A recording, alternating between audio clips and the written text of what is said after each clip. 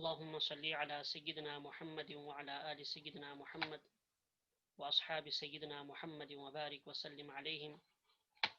اللهم يا رب صل وسلم دائما أبدا على حبيبك خير الخلق كلهم. جزا الله تعالى عنا محمدا صلى الله عليه وسلم ما هو أهله. جزا الله تعالى عنا محمدا صلى الله عليه وسلم ما هو أهله. رب اشرح لي صدري ويسر لي أمري واحلل عقدة من لساني يفقهوا قولي. اللهم ربنا زدنا علما نافعا. اللهم ربنا زدنا علما نافعا. اللهم ربنا زدنا علما نافعا. اللهم رب اغفر وارحم وأنت خير الراحمين. بسم الله الرحمن الرحیم. کل کا سبق آپ کے ذہن میں ہوگا کہ کل کے سبق میں ہم نے کیا پڑھا، کیا سیکھا. وہ ویڈیو بھی سبھی ساتھیوں نے دیکھی ہوگی جو ہم نے بعد میں شیئر کی تھی. وہ ویڈیو بھی ساتھیوں نے ملاحظہ کی ہوگی.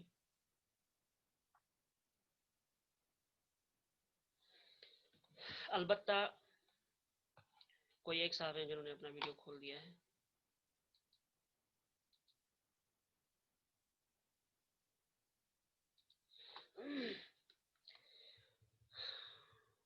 بنیادی طور سے اس میں چند چیزیں تھیں. اس میں خاص بات حرکات اور اعراب کے سلسلے میں تھی. دوسری چیز حروف تہجی کے سلسلے میں. وہ دونوں باتیں آپ سمجھ چکے ہوں گے. آج ہمارے سلسلے کا دوسرا سبق ہے. اس سبق میں چند باتوں پہ ہم گفتگو کریں گے. سب سے پہلی چیز جس کے سلسلے میں ہم گفتگو کریں گے جنس کے بارے میں. جنس آپ اسکرین پہ دیکھ رہے ہوں گے، اسکرین آپ کو شو ہو رہی ہوگی. جنس یعنی جینڈر، اس کا آج بیان ہے. اس کی دو صورتیں ہوتی ہیں، ایک مذکر ہے، ایک مؤنث ہے. مذکر جس کو آپ میل کہتے ہیں، مؤنث جس کو آپ فیمیل کہتے ہیں. یہ جنس، یہ جینڈر انسانوں میں بھی پایا جاتا ہے اور انسانوں کے علاوہ جانوروں وغیرہ میں بھی پایا جاتا ہے. سب سے پہلی بات تو یہ ہے، کوئی بٹ شاہزیب صاحب ہیں وہ چھیڑ چھاڑ کر رہے ہیں، یہ مناسب نہیں ہے.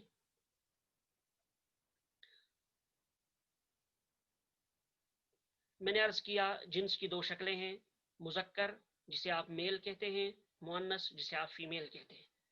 یہ جنس ہے. اس کے بعد ہمارا دوسرا پوائنٹ جس کے سلسلے میں آج ہم گفتگو کریں گے، جو اصل چیز ہے یہ جنس، اسی کے پیش نظر آپ کو سمجھایا گیا. وہ کیا ہے؟ دو چیزیں ہیں. نمبر ایک ہاذا، نمبر دو ذالکا. ہاذا کیا ہے اور ذالکا کیا ہے؟ یہ گرامر کے اعتبار سے کس چیز میں داخل ہیں، کس قاعدے کے ضمن میں آتے ہیں، اس پر ہم گفتگو نہیں کریں گے. یہاں آپ صرف ہم پریکٹس کرائیں گے آپ کو ہاذا اور ذالکا کے بارے میں. ہاذا کے معنی یہ، نزدیک کی چیز کے لیے ہم ہاذا کا استعمال کرتے ہیں، جس کے لیے آپ دس کا استعمال کرتے ہیں. اور دور کی چیز کے لیے ہم ذالکا کا استعمال کرتے ہیں. ذالکا جو دور کے معنی میں کے لیے آتا ہے، جس کے لیے آپ دیٹ کا یوز کرتے ہیں. یہ اور وہ آج ہماری پریکٹس اسی کے سلسلے میں ہوگی.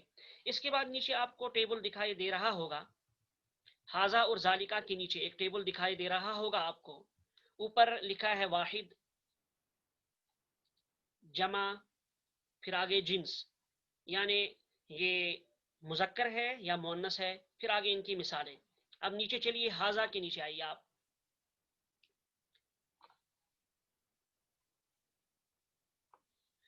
ہاذا، ہاذا کے معنی یہ، جب ایک چیز کے لیے ہم استعمال کریں گے یا ایک آدمی کے لیے استعمال کریں گے تو ہم کہیں گے ہاذا. مثلا ہم کہیں یہ گھر ہے، جیسے کہ آگے مثالوں میں آپ دیکھ رہے ہیں. پہلی مثال ہے ہاذا بیتن، یہ گھر ہے. ہاذا یہ گھر ہے. اب دیکھیے گھر ایک چیز ہے اور قریب ہے، تو قریب کے چیز کے لیے ہم نے کہا ہاذا بیتن، یہ گھر ہے. اسی طرح سے ہمارے قریب ایک مسجد ہے، ہم اس کے لیے ہاذا مسجدن کہیں گے، یہ مسجد ہے. دروازہ ہے، قریب جو ہمارے دروازہ ہے ہم اس کی طرف اشارہ کر رہے ہیں، ہم کہیں گے ہاذا بابن، یہ دروازہ ہے. ہمارے سامنے چابی پڑی ہوئی ہے، ہمارے سامنے ہے، اس کے لیے ہم ہاذا کا لفظ استعمال کریں گے. چابی کو عربی میں مفتاحن کہا جاتا ہے، تو ہاذا مفتاحن، یہ چابی ہے. آپ ایک بات مینشن کیجئے گا، یاد ذہن میں رکھیے گا کہ میں کوشش کرتا ہوں کہ جتنی بھی مثالیں ہم یہاں ذکر کریں وہ قرآن کریم سے ہوں۔ یہ چاروں چیزیں جو آپ دیکھ رہے ہیں، جو مثالیں ہم نے آپ کے سامنے بیان کی ہیں، یہ چاروں چیزیں قرآن کریم میں ہیں، اس لیے یہ الفاظ آپ کے لیے بڑے اہم ہیں۔ تو میں بتا رہا تھا آپ کو کہ حاضہ ہم قریب کی چیز کے لیے استعمال کرتے ہیں، جس معنی میں آپ دس کا استعمال کرتے ہیں، تو قریب کی چیز کے لیے ہم حاضہ کا استعمال کریں۔ اگر وہ قریب والی چیزیں بہت ساری ہوں تو ہم حاضہ کی جمع استعمال کرتے ہیں، یعنی ہاؤلائی، حاضہ کی جمع ہاؤلا، تو یہ قریب کی چیزیں۔ لیکن ہاؤلا اس کی مثالیں ابھی ہم بیان نہیں کریں گے، وہ آگے تفصیل سے آئے گا۔ اس کے بعد ہے، یہ تو تھا قریب کی چیز۔ اب اگر کوئی چیز ہم سے دور ہے، چاہے وہ مرد ہو، چاہے وہ انسان ہو، چاہے غیر انسان ہو، اس کے لیے ہم ذالکا کا لفظ استعمال کرتے ہیں، لیکن وہ چیز جینڈر کے اعتبار سے، جنس کے اعتبار سے مذکر ہو۔ تو اگر قریب کوئی چیز ہے اور وہ جینڈر کے اعتبار سے مذکر ہے وہ، تو اس کے لیے ہم حاضہ کا استعمال کرتے ہیں۔ اور اگر دور، ہم سے دور کوئی چیز ہے، جس کے لیے آپ دیٹ کا یوز کرتے ہیں، دیٹ کا استعمال کرتے ہیں، ہم سے دور ہے اور مذکر ہے، اس کے لیے ہم ذالکا کا استعمال کرتے ہیں۔ مثلا آگے مثالیں آپ دیکھ رہے ہیں، یہ ہے ذالکا، یہ دور کے لیے استعمال ہوتا ہے اور ایک کے لیے استعمال ہوتا ہے۔ پھر آگے اولائکا ہے، یہ اس کی جمع ہے، یہ ذالکا کی جمع ہے، یہ دور کے لیے استعمال ہوتا ہے لیکن جب بہت ساری چیزیں ہوں، جس کے لیے آپ دوز وغیرہ استعمال کرتے ہیں۔ اس کے لیے جنس میں لکھا ہوا ہے اس کے نیچے مذکر، گویا جینڈر کے اعتبار سے یہ مذکر ہے، میل ہے، میل کے لیے استعمال ہوگا، فیمیل کے لیے استعمال ذالکا اور اولائکا، ذالکا کا استعمال فیمیل کے لیے نہیں ہوگا۔ آگے دیکھیں، اب آپ مثال پہ چلیے۔ پہلی مثال ہے ذالکا ولدن، وہ لڑکا ہے، ذالکا ولدن، وہ لڑکا ہے۔ اب دیکھ، یہ یہاں غلط لکھا ہے، یہ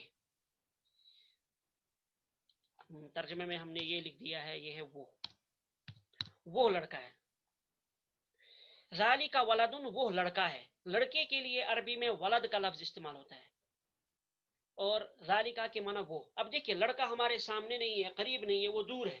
چونکہ وہ دور ہے، دور ہونے کی وجہ سے ہم نے اس کے لیے ذالکا کا استعمال کیا۔ دوسری مثال دیکھیے، ذالکا رجل، ذالکا رجل، وہ آدمی ہے یا وہ مرد ہے۔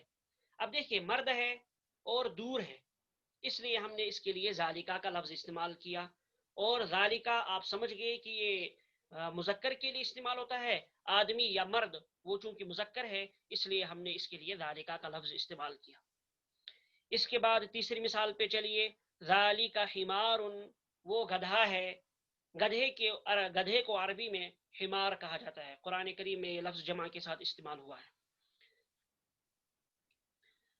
ذالکا۔ اب دیکھیے، حمار یہ عربی کے اعتبار سے، جینڈر کے اعتبار سے مذکر ہے، لہٰذا اس کے لیے ہم نے ذالکا کا استعمال کیا۔ یہ چونکہ دور ہے اس لیے ذالکا کا استعمال کیا، اور ذالکا آپ کو معلوم ہے دور کے لیے آتا ہے اور مذکر کے لیے آتا ہے۔ اردو ترجمے میں آپ دیکھ رہے ہیں، ذالکا حمار، وہ گدھا ہے۔ آگے ایک اور مثال، ذالکا فرسن، فرسن کی معنی گھوڑا، یہ بھی قرآن کریم میں استعمال ہوا ہے، ذالکا فرسن، وہ گھوڑا ہے۔ اب چونکہ یہ گھوڑا دور ہے اس لیے ہم نے ذالکا کا استعمال کیا۔ دوسری چیز، چونکہ یہ مذکر ہے، جینڈر کے اعتبار سے مذکر ہے، جنس کے اعتبار سے مذکر ہے، اس لیے ہم نے اس کے لیے ذالکا کا لفظ استعمال کیا۔ اب آپ سمجھ گئے ہوں گے، خلاصے کے طور پر دو چیزیں آج ہمارے سبق میں ہیں، یعنی اس پوائنٹ میں دو چیزیں ہیں، حاذا اور ذالکا۔ حاذا کا استعمال ہم کہاں کریں اور ذالکا کا استعمال ہم کہاں کریں، اس کو آپ اچھی طرح سے سمجھ لیجیے گا، بعد میں اس کو ریپیٹ بھی کیجیے گا، اس کو اچھی طرح سے اس پر مشق کیجیے، پریکٹس کیجیے۔ حاذا قریب کے لیے آئے گا، حاذا بیتن، یہ گھر ہے، حاذا مسجد، یہ مسجد ہے، حاذا باب، یہ دروازہ ہے، حاذا مفتاح، یہ چابی ہے، حاذا قلم، یہ قلم ہے، حاذا کتاب، یہ کتاب ہے۔ اس طرح سے آپ بہت ساری چیزیں آپ اس کے ساتھ ملا سکتے ہیں۔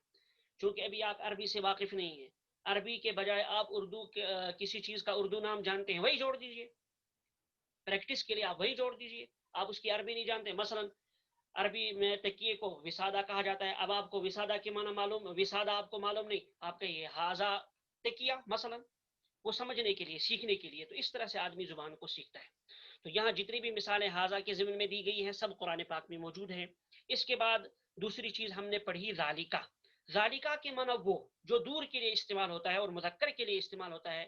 جیسے ہم نے کہا ذالکا ولدن وہ لڑکا ہے، ذالکا رجل وہ مرد ہے یا آدمی ہے، ذالکا حمار وہ گدھا ہے، ذالکا فرس وہ گھوڑا ہے، ذالکا قلم وہ قلم ہے، ذالکا کتاب وہ کتاب ہے، ذالکا بیت وہ گھر ہے، ذالکا مسجد. اب اوپر جہاں ہم نے ہاذا لگایا تھا وہاں آپ ذالکا لگا کر پریکٹس کریں، اور نیچے جہاں ہم نے ذالکا لگایا ہے وہاں آپ ہاذا لگا کر پریکٹس کریں. یہ تو ہو گیا ایک پوائنٹ ہمارے سبق کا. اس کے بعد ایک دوسری چیز ہے، تیسرا نمبر کیا ہے؟ تیسری چیز دیکھیے، اردو میں یا اپنی زبان میں ہم دیکھتے ہیں، اپنی زبان میں بھی ہم سوال و جواب کرتے ہیں، کسی چیز کے بارے میں پوچھتے ہیں، یہ کیا ہے، وہ کیا ہے، وہ کیسا ہے، یہ کیسا ہے.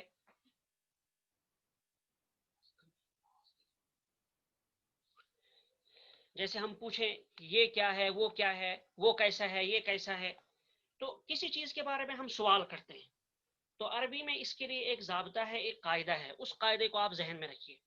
میں پہلے آپ کو سمجھا دیتا ہوں، پھر آپ کو اسکرین پہ دکھا دیتا ہوں. سب سے پہلے آپ سمجھیے کہ جس چیز کے بارے میں ہم عربی میں سوال کر رہے ہیں، عربی میں جس چیز کے بارے میں ہم سوال کر رہے ہیں وہ چیز یا تو انسان ہوگی یا انسان کے علاوہ کوئی اور چیز ہوگی. یہ میں نے آپ کی اسکرین پہ شو کر دیا. جب ہمیں کسی چیز کے بارے میں سوال کرنا ہو کہ یہ کیا ہے، تو سب سے پہلے ہم یہ دیکھیں گے کہ وہ چیز انسان ہے یا انسان کے علاوہ کوئی اور چیز ہے. اگر وہ انسان ہے، مثلا ہم کسی انسان کے بارے میں پوچھ رہے ہیں، سوال پوچھ رہے ہیں وہ کون ہے. اب اردو میں ہم پوچھیں گے کسی آدمی کے بارے میں کہ وہ کون ہے یا یہ کون ہے. ہاذا اور ذالکا آپ کو یاد ہے. آج آپ صرف ہاذا پہ پریکٹس کیجیے، ذالکا کے سلسلے میں انشاءاللہ کل مزید پریکٹس کرائی جائے گی. مثلا ہمارے سامنے ایک آدمی ہے، ہم اس کو پہچانتے نہیں. اب آپ اپنے کسی دوست سے، کسی ساتھی سے پوچھتے ہیں من ہاذا، یہ آدمی کون ہے. اب یہاں آدمی کے لیے من کا استعمال کریں گے، یہ ذہن میں رکھیے گا. عربی میں ایک قاعدہ ہے، ضابطہ ہے، اگر کسی انسان کے بارے میں پوچھنا ہو، سوال کرنا ہو کہ وہ کون ہے، تو وہاں ہم من کا استعمال کریں گے. اردو میں بھی ہم یہ فرق کرتے ہیں، اگرچہ شاید ہو سکتا ہے ہم نے اس فرق کو ذہن میں نہ رکھا ہو، لیکن اردو میں بھی یہ فرق کیا جاتا ہے. مثلا اردو میں ہم کسی آدمی کے بارے میں پوچھتے ہیں تو پوچھتے ہیں یہ کون ہے، لیکن جب ہم کسی چیز کے بارے میں سوال کرتے ہیں تو پوچھتے ہیں یہ کیا ہے. اس وقت ہم اردو میں مثلا ہم کتاب کے بارے میں پوچھیں کہ یہ کیا ہے. اب یہاں ہم کتاب کے بارے میں یہ نہیں پوچھیں گے کہ یہ کون ہے.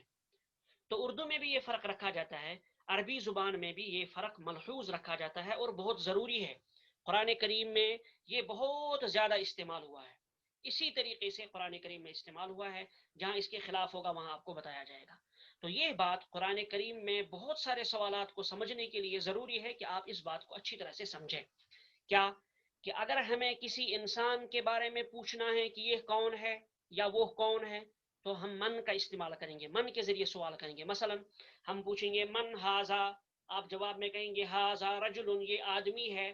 ہم پوچھیں گے من ذالکا، وہ کون ہے، آپ کہیں گے ذالکا ذالکا رجل، وہ آدمی ہے یا کسی آدمی کا نام. مثلا من ہاذا، ہاذا ناصر. پھر ہم پوچھیں گے من ذالکا، وہ کون ہے جو دور ہے مرد، ہے آدمی، انسان ہے. انسان کے بارے میں سوال ہے، لہذا من کے ذریعے سوال ہوگا. مجھے لگتا ہے کہ آپ اچھی طرح سے اس کو ذہن میں رکھ چکے ہوں گے، پھر مزید اس پر پریکٹس کیجیے گا. اس کے بعد ہے، میں نے بتایا آپ کو کہ اگر یہ جس چیز کے بارے میں ہم سوال کر رہے ہیں وہ چیز انسان ہے، وہ انسان ہے، انسان کے بارے میں سوال ہے، تو من کے ذریعے سوال ہوگا. اب جس چیز کے بارے میں ہم سوال کر رہے ہیں وہ انسان نہیں بلکہ انسان کے علاوہ کوئی اور چیز ہے. انسان کے علاوہ جو بھی ہو، چاہے وہ جانور ہو، چاہے وہ گھوڑا ہو، چاہے گدھا ہو، چاہے ہاتھی ہو، چاہے بیل ہو، یا کوئی پڑی ہوئی چیز ہو، گھر ہو، مکان ہو، مسجد ہو، کوئی بھی چیز ہو انسان کے علاوہ کوئی بھی چیز، تو وہاں ہم ماں کے ذریعے سوال کریں گے. مثلا ہم کہیں گے، آپ چابی کی طرف اشارہ کرتے ہوئے، نیچے ایک چابی پڑی ہوئی ہے، آپ اس کے بارے میں کسی سے پوچھ رہے ہیں ما ہاذا، یہ کیا ہے. اب یہاں یہ نہیں پوچھیں گے من ہاذا، کیوں؟ اس لیے کہ جس چیز کے بارے میں آپ سوال کر رہے ہیں وہ انسان نہیں ہے، وہ انسان کے علاوہ کوئی اور چیز ہے. تو یہاں ہم ماں کے ذریعے سوال کریں گے. کتاب کے بارے میں آپ نے کسی سے پوچھا ما ہاذا، اب وہ جواب دے گا ہاذا کتاب. آپ نے پوچھا ما ہاذا، یہ کیا ہے؟ اس نے کہا ہاذا قلم، یہ قلم ہے۔ آپ نے کہا ما ہاذا، یہ کیا ہے؟ اس نے کہا ہاذا باب، یہ دروازہ ہے۔ آپ نے پوچھا ما ذالک، وہ کیا ہے؟ اس نے کہا ذالک مسجد، وہ مسجد ہے۔ اچھی طرح سے سمجھیے گا ان مثالوں کو، ما اور من کے فرق کو اچھی طرح سے سمجھ لیجیے گا۔ قرآن کریم میں یہ فرق مکمل طور سے ملحوظ رکھا گیا ہے۔ تو میں بتا رہا تھا آپ سے ماں کے بارے میں کہ انسان کے علاوہ اگر ہمیں کسی اور چیز کے بارے میں سوال کرنا ہے تو کس کے ذریعے کریں گے؟ ماں کے ذریعے سوال کریں گے۔ بہت ساری مثالیں میں نے آپ کو دی، جیسے اوپر کے سبق میں آپ جائیے، اوپر کے سبق میں سے کوئی ایک مثال لے لیجیے، اوپر سے جائیے، من اور ماں کا فرق کیجیے۔ پہلے اس مثال کو دیکھیے، خود دہرائیے کیا آنا چاہیے یہاں۔ ہم نے کہا یہ گھر ہے، اس کے لیے جب ہم سوال بنائیں گے کہ یہ کیا ہے تو کیا بنے گا؟ بنے گا ما ہاذا، جواب میں ہوگا ہاذا بیتن، اس لیے کہ جس چیز کے بارے میں ہم سوال کر رہے ہیں وہ انسان نہیں ہے، انسان کے علاوہ کوئی اور چیز ہے، لہٰذا یہاں ما لگے گا۔ اسی طرح سے آگے ہے یہ مسجد ہے، ہاذا مسجد، اس کے لیے جب سوال بنے گا اس کے لیے بھی بنے گا ما ہاذا، ہاذا مسجد۔ نیچے ہے ہاذا بابن، یہ دروازہ ہے۔ تیسری مثال ہے ہاذا بابن، یہ جہاں آپ کو ایرو دکھ رہا ہے، ہاذا بابن، یہ دروازہ ہے۔ جب ہم اس کے لیے سوال بنائیں گے تو کہیں گے ما ہاذا، یہ کیا ہے؟ تو جواب میں آئے گا ہاذا بابن، یہ دروازہ ہے۔ ما ہم اس لیے استعمال کر رہے ہیں، یہ انسان نہیں، انسان کے علاوہ کوئی اور چیز ہے۔ پھر نیچے جائیے آپ، ہاذا مفتاح، یہ چابی ہے۔ اس کے لیے جب ہم سوال کریں گے تو ہم کہیں گے ما ہاذا، یہ کیا ہے؟ جواب میں ہوگا ہاذا مفتاح، یہ چابی ہے۔ یہاں تک آپ نے ما کو اچھی طرح سے سمجھ لیجیے۔ اب ذالکا میں جائیے، سب سے پہلے کیا ہے؟ ذالکا ولد، وہ لڑکا ہے۔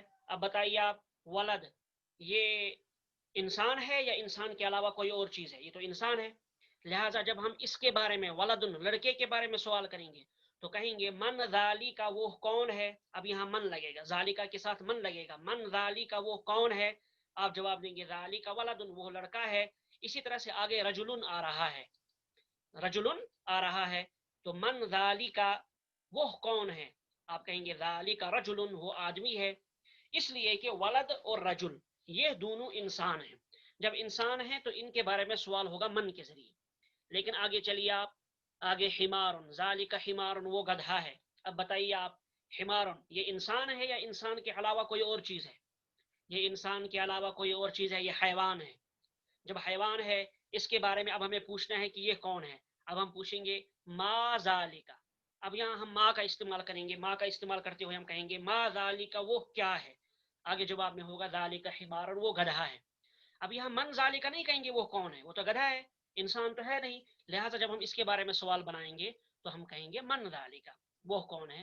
آپ کہیں گے ذالک حمارن، وہ گدھا ہے۔